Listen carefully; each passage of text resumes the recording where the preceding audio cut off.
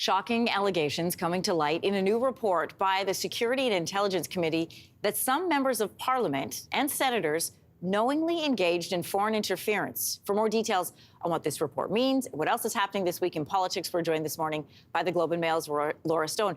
Following this along in your paper, Laura, I mean, wittingly, first of all, is the phrase that comes up, which is an interesting choice of words, which means you are fully aware of what you are doing and what the consequences will be. And this report outlines the fact that there are some MPs they know of who have wittingly worked with foreign agencies. Shocking.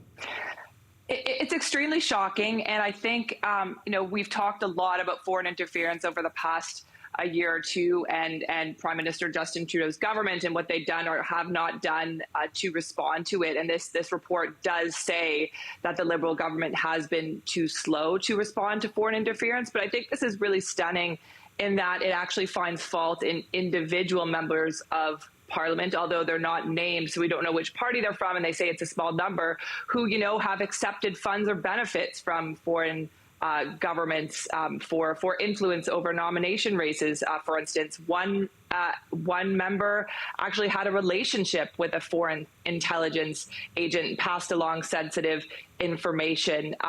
These are at times, the report says, could be criminal.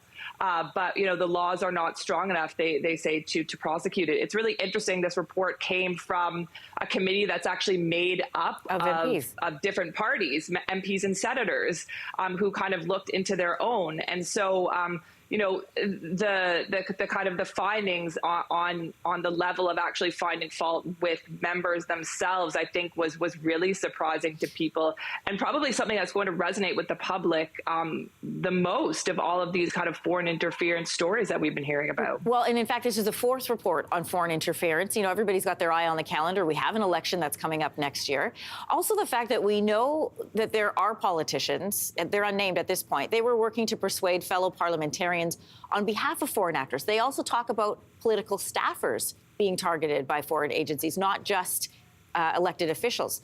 This all is being called a serious failure on interference at a time when the government has tabled legislation saying they're there to fight interference. What does the opposition have to say?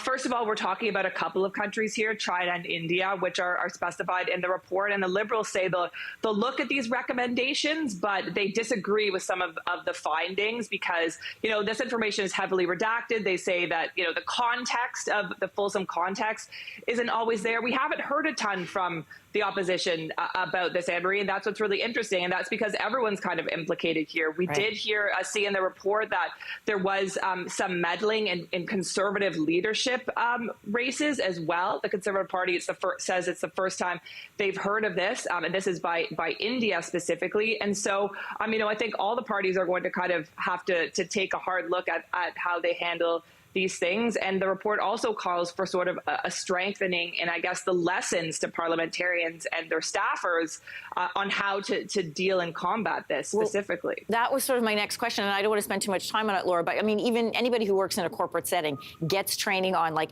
phishing and email scams and things like that. I would think our elected officials, especially if this is known, there's some sort of training that is involved in these kinds of conversations mean this, and this is what we stay away from. I think there is. I think it obviously should be stronger, and certainly this conversation has been opened up a lot more in the public over the past couple of years. But, the report points to wittingly, as you mentioned off the top, but also semi-wittingly. So maybe people aren't 100% sure of who they should be dealing with and what the rules are, especially when we're talking about diplomatic missions. So certainly the processes need to be strengthened. The Liberal government does have a bill that they've introduced, but, they have to move really quickly to pass that, and it's going to take several months to actually come into force as well. So certainly the clock is ticking on this one.